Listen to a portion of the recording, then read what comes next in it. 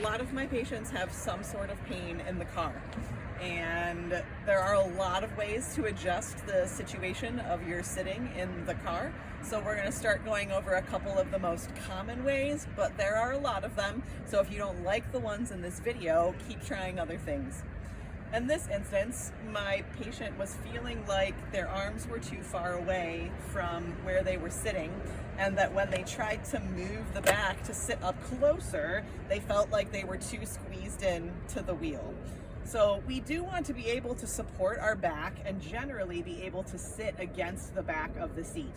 But if this feels too far forward and I want to go back a little bit from there so that my back feels neutral and my head feels supported, but I'm reaching too far away, you can telescope your steering wheel. So usually there's a latch somewhere underneath that you can undo, and then you can move your steering wheel in and out from where it's sitting.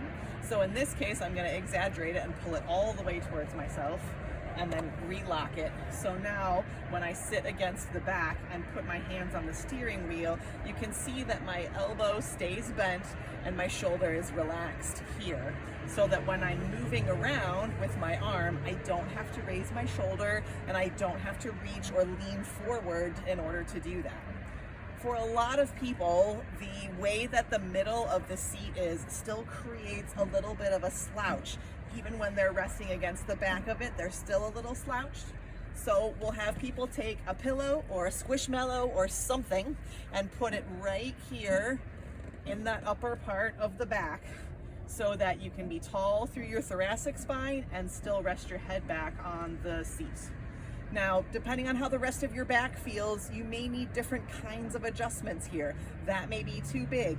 Maybe you need to get a roll to put behind your low back. Maybe you need your low back to go the other way. You'll have to play with it and see what happens. The other thing that we do when we're driving for a long time is we often need to rest our arms. And so depending on where your body sits and where your vehicle has armrests, you may or may not be able to rest your elbow with your arm in a neutral position. So I recommend either yoga blocks or squishmallows to try putting in different places in the car, so that you can literally have your elbow resting while you're driving on the highway where you're not making a lot of arm motions. Sometimes you want to have it this way, sometimes you want to have it that way. It just depends what works for you.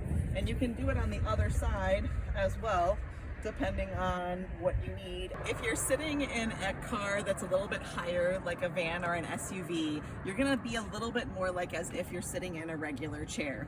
A lot of these cars have a lot of adjustments still though. You can still move your seat forwards and backwards, and sometimes you can move the whole seat up or down. But what's not always obvious is that you can tip the seat forwards and backwards. So you can make the front of the seat high and the bottom low. This feels weird to me, like I'm falling backwards, but for some people that get pinching in the front of the hip, this feels better to them. I like to have mine all the way forward so that my knee is as level with my hip as possible. I think that creates the most neutral back position.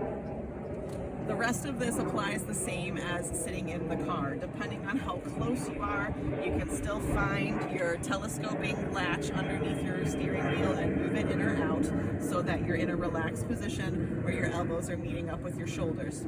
You still want to put something here behind the middle of your back so that you can sit tall with your head actually resting against the headrest is the optimal position. And of course you can still use items to help support your elbows on the side if your elbow doesn't reach the side. My armrest here supports my other elbow.